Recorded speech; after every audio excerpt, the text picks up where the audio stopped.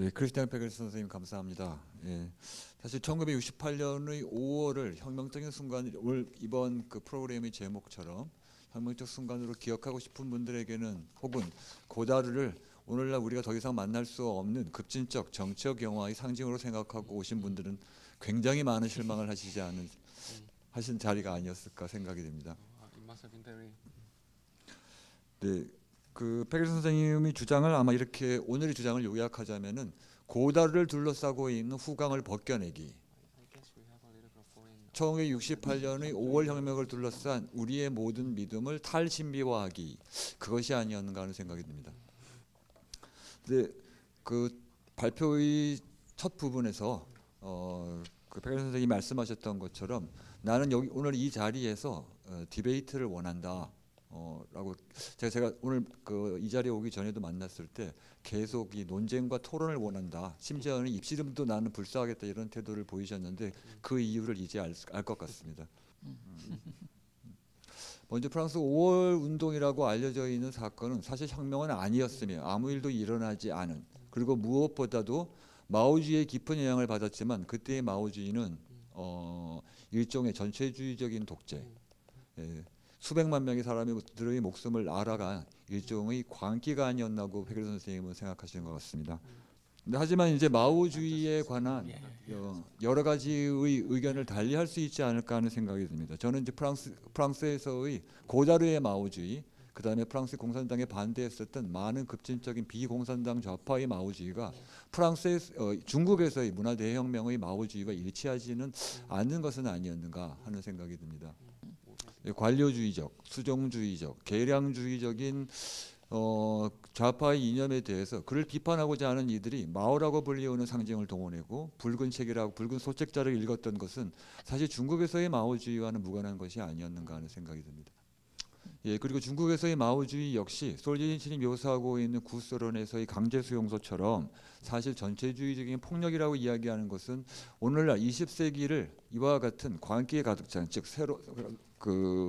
새로운 세계를 만들려고 하는 열망이 결국은 최종적으로 귀착되는 것은 강제수용소로 귀착되는 이와 같은 유토피아적인 충동을 모함하는 오늘날 널리 퍼져 있는 자유주의 이데올로기에 너무 쉽게 동조하는 것은 아닌가 하는 의심이 듭니다. 네, 솔직히 말하자면 저는 2008년의 금융위기 이후 초래, 그리고 1970년대 후반 이후로 지금까지 우리가 살게 되었었던 극단적인 유례 없는 양극화되어 있는 세계, 극단적인 빈곤과 불평등이 있는 세계에서 다시 한번 어떠한 광기로 치달을지라도 우리한테 이와 같은 혁명적인 유토피아의 상상이 필요한 것은 아닌가 믿습니다. 그 점에서 마오주의와 관련한 이야기를 하고 싶은 점이 있는데요. 무엇보다도 오늘날 얘기했었던 일단 왕빙이 추적하려고 했었던, 그리고 그가 다시 기억하고자 했었던 거대한 광기의 폭력과 그에 대한 트라우마도 있지만 사실 또 중국에서는 여러분들도 아시겠지만 충칭 지역을 중심으로 나타났었던 과거의 문화 대혁명에 대한 향수가 또한 있습니다. 그 충칭에서의 이 문화 대혁명에 대한 재현은 사실 중국 사회 안에서의 시장 개방 이후에 등장했었던 중국의 불평등을 개혁하려고 하려는 또한 마오주의이기도 합니다. 예, 그런 점에서 문화 대혁명은 오늘날 우리가 과거에 있었던 혁명적인 움직임과 충동을 어떻게 이해할 것인가를 둘러싸고 나타나는 이론적인 무대가 아닌가 하는 생각이 듭니다. 물론 이제 저는 그 페겔 선생님이 생각하시고 있는 마오주의를 지지하지는 않습니다. 마오주의는 오늘날 여러 가지 형태의 새로운 강제수용소와 집단학살을 낳았었던 하나의 광기의 원인으로 볼 수도 있겠고, 또 하나는 아래로부터 일어나고 있는 물론 그것이 가지고 있는 광기를 피할 수는 없었지만 혁명적인 유토피아를 만들려고 하려는 불가역적인 흐름으로도 볼 수 있다는 생각이 듭니다. 네, 그리고 이제 더 이야기가 길어지면 안 되기 때문에 예를 들어서 68혁명의 시기에 프랑스의 젊은 감독들이 선택해야 하는 세 명의 러시아 혁명의 감독들이 있었다면, 이를테면 에이젠 슈제인, 또 한 명은 지가 베르토프, 또 한 명은 메드베드킨.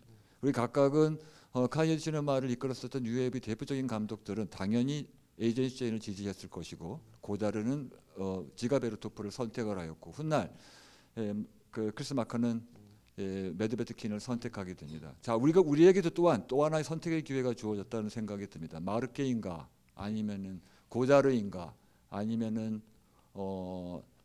지금 다시 사람들이 관심을 기울이기 시작하고 있는 뉴웨이브의 감독들인가. 물론 이제 그 페게슨 선생님의 생각은 고다르만은 아니다인 것 같습니다. 네, 그런 점에서 좀 어깃장을 부리자면 혹은 심술을 부리자면 이렇게 이야기할 수도 있지 않을까 하는 생각이 듭니다. 텔레비전의 시대, 할리우드의 시대에서 새로운 영화적인 형식과 언어들을 창출하려고 했었던 고다르가 유튜브의 시대 혹은 아이맥스의 시대, 포스트 인터넷의 시대의 세계에서 우리는 어떻게 이미지가 향방을 잡고 있고 이미지와 사운드는 어떻게 만나는지에 관해서 표류하고 있는 이 즈음 저는 이렇게 이야기할 수 있지 않은가 하는 생각이 듭니다. 고다르만이 답이다. 네, 제가 그토록 깊은 고다르의 지지자이자 애호가인 적은 오늘 처음 알게 되었습니다. 죄송합니다. 잘 못 들었습니다. 제가 깊은 그리고 고다르의 빅팬이었다는 것은 오늘 처음 알게 되었습니다. 네, 더 많은 이야기를 나누고 싶은 점들이 있기는 하지만 제가 너무 많은 시간을 잡아먹으면 여러분들과 함께 나눌 수 있는 시간이 좀 줄어들 듯해서 일단 제 이야기는 이것으로 모두 마치도록 하겠습니다. 네, 감사합니다. So you want me to make some comments? 네. I think going back to maybe Korean cinema, they might the Korean cinema could find its way without Godard and other gods. You know, I'm not worshiping any god. You know, so I think concerning the political situation of the Maoism and China, etc., it's very complicated. I would leave this question to historians who wrote about that. You know, there have been few very good books written by some foreign historian, German, Australian, and French, about the Maoism, which are explaining very deeply the cause and the factors. We don't have time to discuss these books. But if we have to go back to political situation or political debate, I will remind you first what said a Soviet dissident when he was released from a labor camp and he faced a foreign journalist who asked him, to which camp do you belong? Do you belong to the right wings or to the left wings? And his answer was I come from the concentration labor camp, you know. That was his answer, you know, and you knew about what he was saying. I think we should not make confusion. One thing is, of course, globalization, financial crisis, etc. The other thing is the failure of, I think, the communist ideas and the communist societies in the West. Among my friends, last year we had Peter Forgách, who was himself a kind of Maoist in Hungary in the 70s because he was against the Hungarian Communist Party, but he will never, as I know him quite well, he will never deal with these ideas that we should support a kind of communist ideology today. He knows that deeply because he lived in a communist society for years, and he knew what is the meaning to be banned, not to be able to make films, to be under control, etc., etc. You know, myself, I lived during 1 year in Soviet Union. I know deeply and strongly what is the meaning of a daily communist in a Soviet society in the mid-70s. So going back to China today, if we have a political debate, as I was only in different part of China, in Tibet, in the Muslim part where minorities are really oppressed, I would go back to Liu Xiaobo, who died last year, and he was 6 years in prison, and he was the Nobel Prize of Peace. So these people are, I think, good example about what we should follow. I mean, those people were able to resist facing the totalitarian threat. And Simon Leys, who I mentioned before, in the end of 60s, beginning of 70s, was one of the one who was against the mainstream. The mainstream at this time was Maoism ideology. So, of course, then we can deal and argue, is the Maoism in Godard movie different from the Maoism in Chinese political group and Chinese or French Maoist group? Of course there are, because French Maoist group more or less were very dogmatic in France in the 70s. I knew them from as a witness, as I was not a militant, as I said, but I witnessed they act. You know, they were dogmatic, and from one side, most of them, as Alain Badiou, will become a kind of new god in the French theory. He's an amazing guy because he's still claiming communist idea and justifying Chinese ideology. He was a founder of a Maoist group in 67, 68, which was very dogmatic, and he still remained dogmatic. And he was following Louis Althusser, who was a famous French philosopher who inspired the Communist Party in France. And we inspired this idea of about contradiction, which was a Maoist idea. From the contradiction, we will raise a new word. But I would not quote Louis Althusser, but I remember very well in the 70s as Althusser, as Lacan and others, were new gods in the French theory. There was a French theory, so-called French theory with Althusser. And Althusser was quoted in different theses. You had to quote it when you deal with culture. You had this Marxist idea of ideological apparatus of the states. That was the big concept of the 70s.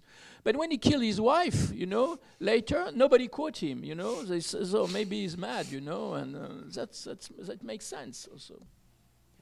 And maybe, if I may add something, are we able to change the world? That's a big question. What can we do facing the madness of the word today? That's also a big question. I don't have any answer. Maybe I could remind or recall a sentence which was quite famous at this time in '68. Should we be wrong with Raymond Aron, or should we have right of the truth with Jean-Paul Sartre? You know, both French philosophers. One was more right-wing, the other one was leftist, as you know. And how could we remain blind in this context? But I feel that what happened later in Western societies, mainly, that most of the people were tired about this kind of messianist ideas, that we will bring you some collective happiness, you know, trying to be maybe more realistic, facing the different crises of the world. 답변하고 싶고 또 항의하고 싶은 대목들이 굉장히 많이 있지만 제가 이야기를 또 독점할 수는 없기 때문에 여러분들과 함께 이야기를 좀 나눠보도록 하겠습니다. 오늘 그 백열 선생님이 그 강연에 여러분들이 가지고 계신 질문이나 혹은 백열 선생님이 굉장히 디베이트를 원하시니까 그렇죠?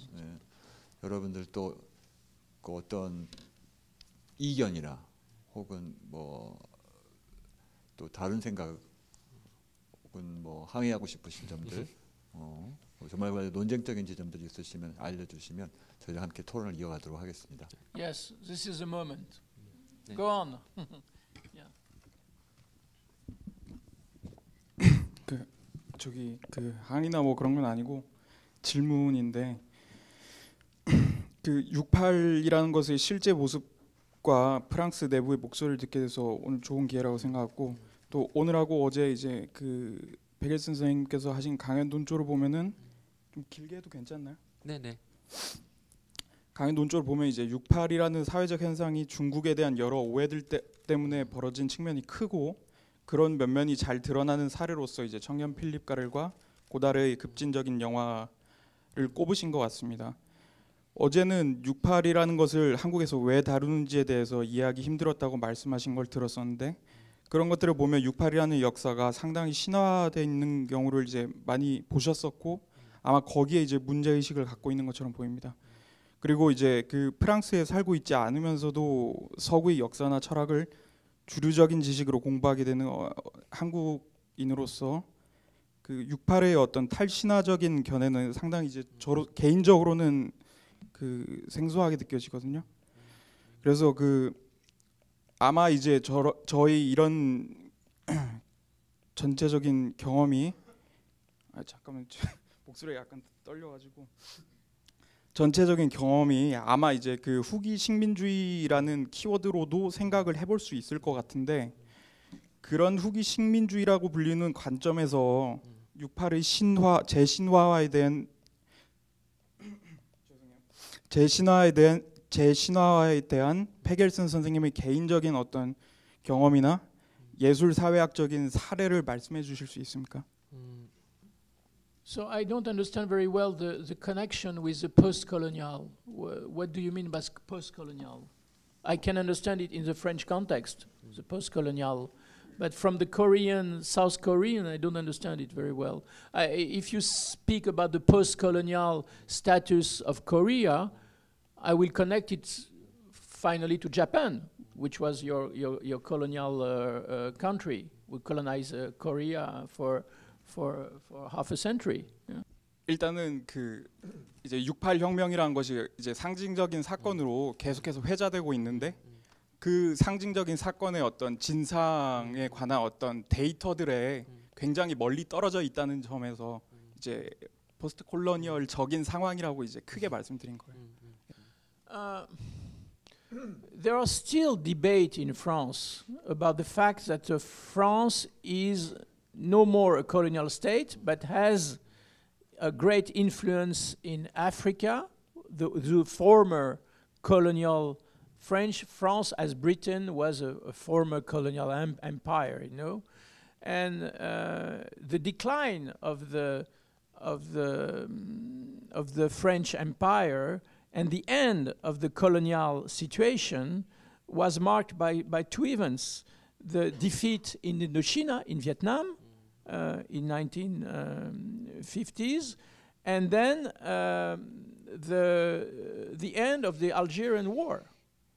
That marks concretely the end of the French Empire as a colonial state. It doesn't mean that it was abolished totally, because we still have strong relation with some African society and state, and still there was a trial last week of a French very well-known businessman, Vincent Bolloré, who is accused to corrupt African politician with his investment in Africa. So this is a kind also of colonialism. If I do answer to your question by that, but it's another topic. I think it's not very connected to what we are arguing today. But going back to our topics, experimental film of the 1968-70s, third world ideology in France among leftist groups, that was very important.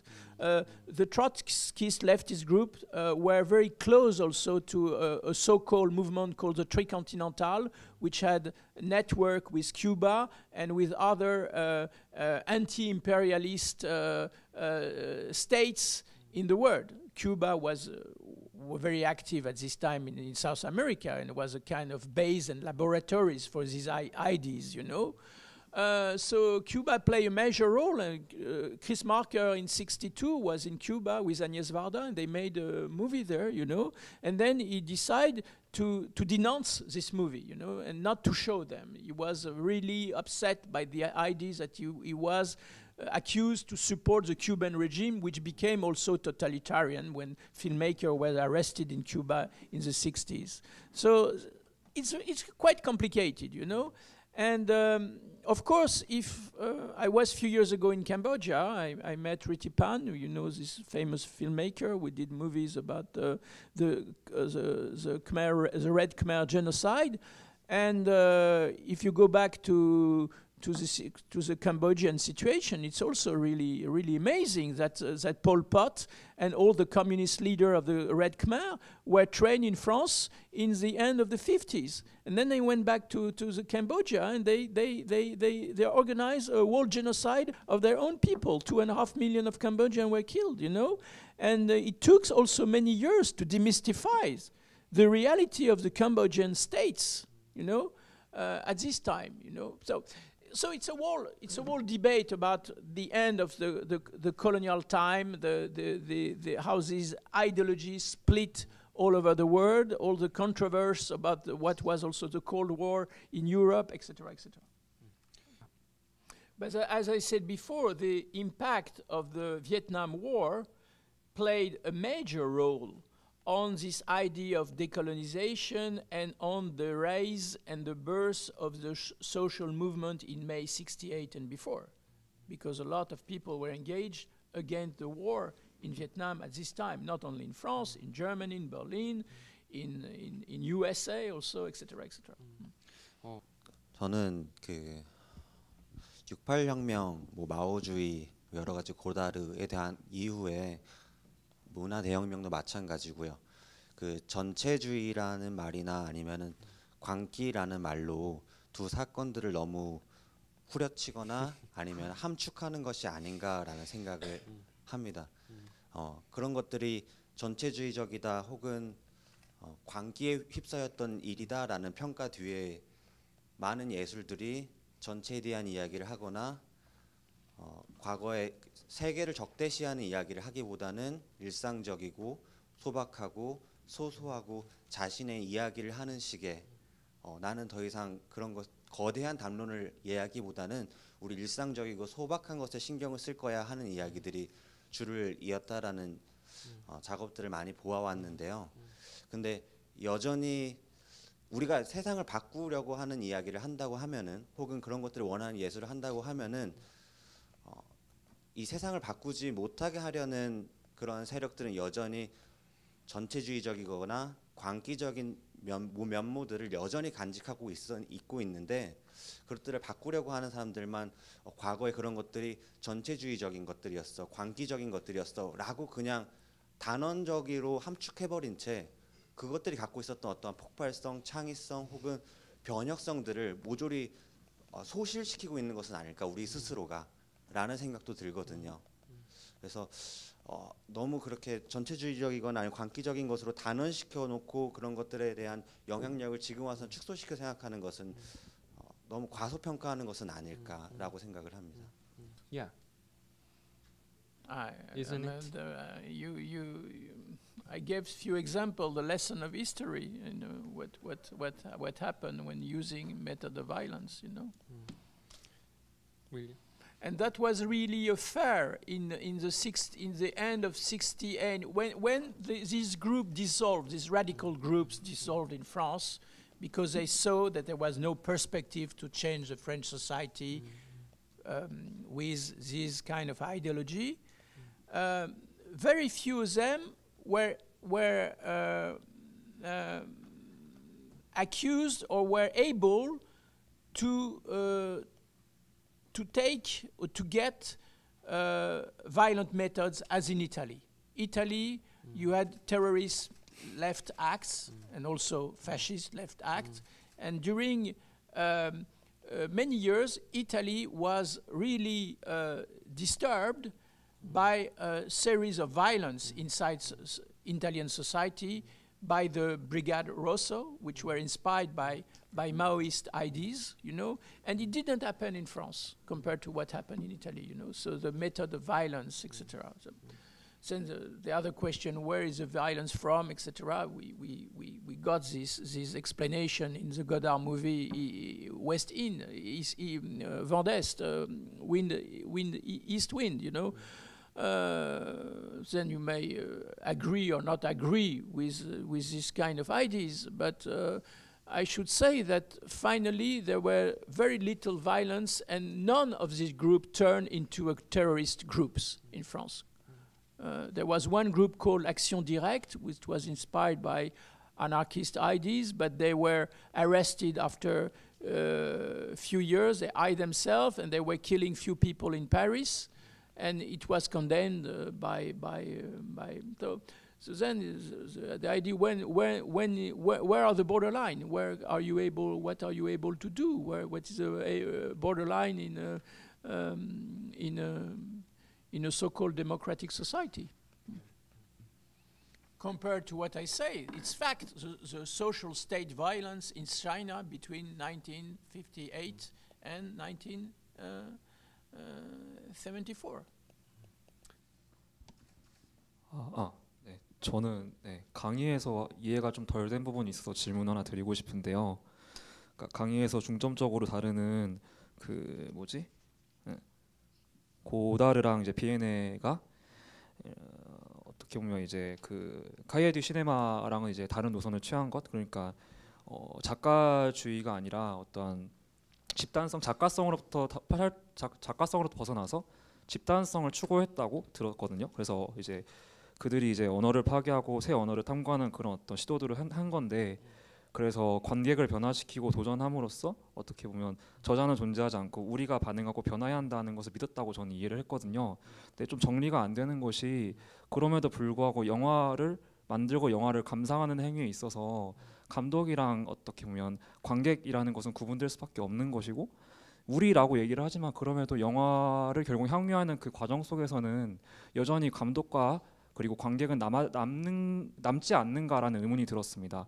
또 한편으로는 그 당시 맥락을 모르겠지만 정말로 그 당시에 어떤 관객이, 그러니까 감독의 어떤 메시지를 수동적으로 어떻게 보면 그 감독의 메시지를 수용해야만 한다라는 입장을 취하면서 영화 활동을 한 것인지, 아니면 관객 또한 어떤 능동적인 비평가로서 어떻게 보면 또 능동적인 예술가로서의 존재를 인정해 준 것인지에 대한 의문도 동시에 들더라고요. 그래서 그런 부분에 대해서 좀 더 정리를 해주셔서 설명을 해주시면 감사하겠습니다. Yes, of course, you're right. But this idea changed drastically in the end of the 60s because of these also Maoist ideas, you know, which was expanded also in Cahiers du Cinéma. During 4 years, Cahiers du Cinéma was unreadable. It was ruled by a group of Marxist, Leninist, so-called Maoists, and you could not even understand what they wanted, you know. And so there was a great rupture also because most of the Cahiers du Cinéma was close to these Marxist, Leninist ideas, you know. So it was only slogan and ideology, etc., about film. But the idea was that there should not be any barrier between the audience and the director. They should, instead of that, be a kind of fusion between these populist ideas that the intellectual are going to meet the people and they are going to mix with the people and there will not be any social or political barrier, etc. That's what did, in a way, Mao starting with the Cultural Revolution. It was this idea that there would not be any barrier, that you should be able to criticize always the party, but it was a way to reinforce the strategy of the party because the big leap of the 1950s had failed.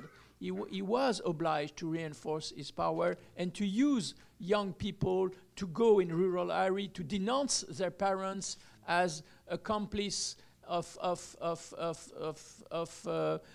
the class enemy. So all this ideology of class enemy was very strong and was from also the roots were from Soviet Russia from the 20s. You know, you have to denounce those who are against revolution. You have to point those who are your enemies, etc., etc. And then that is completely well done, expressed in the film that you could see yesterday at the Cinematheque. East Wing. Who are the enemy? Who should we fight for which purpose, etc., etc. And that was the main ideology of this time, you know. And that was also the reason how all these Marxist group, Trotskyist, Marxist, Trotskyist, Maoist fought together because they were also looking for who should lead the power, who should be at the head of these groups, etc., etc. It was kind of microcosm of power, you know, fighting together to be.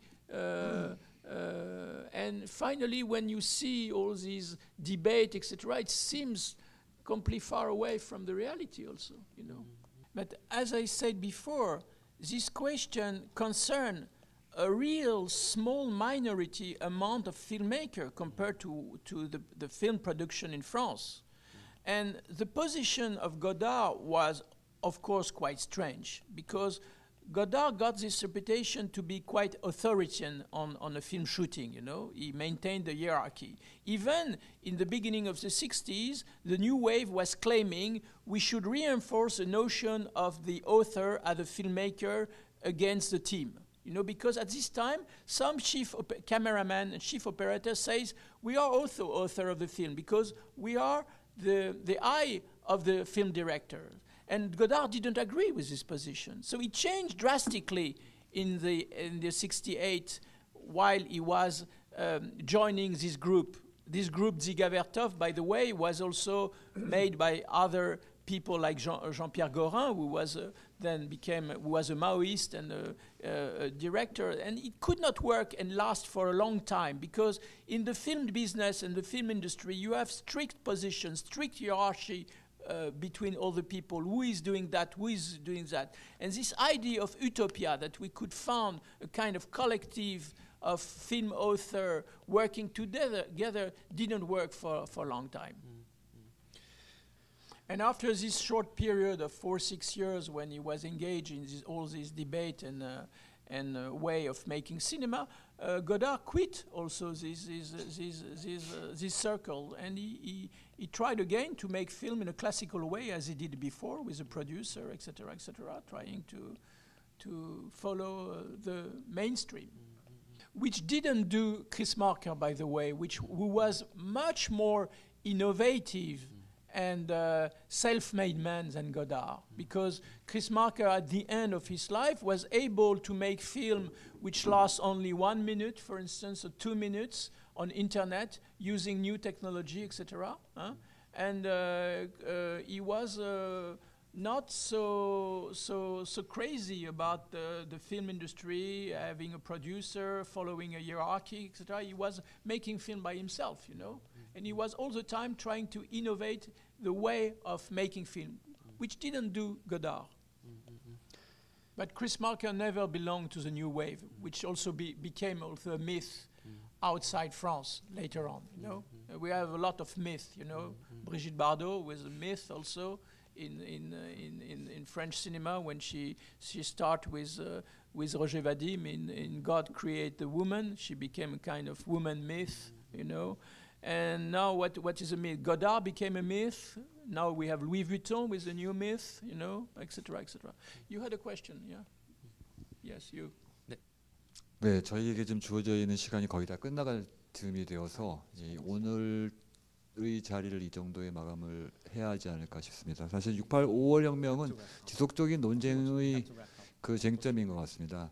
사실 이제 그것이 우리가 가지고 있는 전통적인 가치와 삶의 질서로부터 벗어난 거대한 일탈이자 역사의 실수라고 보는 일도 있을 수 있을 것이고, 전체주의적인 어떤 충동에서 혹은 보편적 해방의 꿈을 꾸었었던 잘못된 혁명, 사실 아무 일도 일어나지 않은 사건으로 보는 페게슨 선생님의 주장도 있을 것이고, 사실 그것은 제가 며칠 전에 보았었던 전주영화제에서 보았었던 6.8 5월 혁명에 관련되어 있는 한 감독의 영화는 왜 우리는 왜 그것을 회한이 가득 찬 채 그것을 바라보고 있는가, 오히려 6.8 혁명은 충분히 급진적이지 못했다고 반성을 할 수는 없을까. 왜냐하면 6.8 혁명의 가장 유명한 슬로건 가운데 하나인 The Beach Beneath the Street이라고 불리우는, 우리말로 옮기면 포석 아래 해변이 있다 라고 하는 그 유명한 슬로건이 있는데, 이 6.8 혁명의 슬로건은 그 이후에 그 슬로건을 사실 만들었었던 것은 프랑스의 유명한 광고회사였다고 합니다.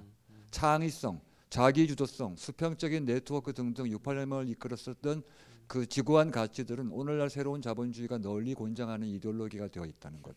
이 점에서 이제 역설이라고 볼 수 있겠죠. 그런 점에서 6.8 혁명은 새로운 자본주의의 정신, 스피릿을 만들어 놓았다는 볼탕스키나 시아펠로 같은 프랑스의 사회학자들의 주장도 저는 경청할 만한 가치가 있다고 생각했습니다. 무엇보다도 6.8 혁명은 또 프랑스의 지방적인 유럽적인 사건이 아니라 1955년 반둥회의로부터 시작해서 1973년 아옌데의 사회주의혁명으로 끝나는 제3세계에서의 구식민지로부터 벗어나 새로운 식민지로 이동하는 또한 시기였고, 지금 그것은 IMF나 세계은행으로 대체되어 있는 것 같습니다. 이처럼 6.8 혁명을 둘러싸고 있는 수없이 많은 쟁점들을 오늘 우리는 해결할 수는 없습니다. 백열 선생님은 또 6.8 혁명을 둘러싸고 있는 하나의 그것을 반영하는 문화적인 사태 혹은 사건으로서의 6.8 영화에 관한 이야기를 통해서 우리가 어떻게 6.8과 관계를 맺어야 하는가에 관한 토의할 만한 쟁점을 제기해 주셨다고 저는 생각을 합니다. 여러분들도 이 오늘의 발언에 대해서 혹은 주장에 대해서 가설에 대해서 여러분들 여러 가지 의견과 혹은 숙고를 하실 수 있는 시간이 되기를 기대하겠습니다. 오늘 함께 길게 열정적인 주장을 개진해 주신 백예린 선생님에게 다시 한번 감사드리며 큰 박수 부탁드리겠습니다. I answer quickly, so just 1 minute. I don't want to have the last word, but I answer quickly. I don't feel it or judge it. It's not a mistake or a totalitarian event. I think it's not the debate. It's not about that. It might be a nostalgia, but nostalgia means in Greek that you are feeling a pain about what was in the past. You know, the kind of pain which remain in yourself. Maybe it's belong to this kind of feeling. But then I would encourage you to watch the movie which were programmed here at the MMCA during the next week and this week, because it will give you by yourself your opinion about what are the movies speaking about and what do you think. I was just humbly trying to see also what is behind the screen, maybe what is behind the movie. 이것으로 오늘의 토론을 마치겠습니다. 감사합니다. 감사합니다. Thank you, translators. Thank you. 감사합니다.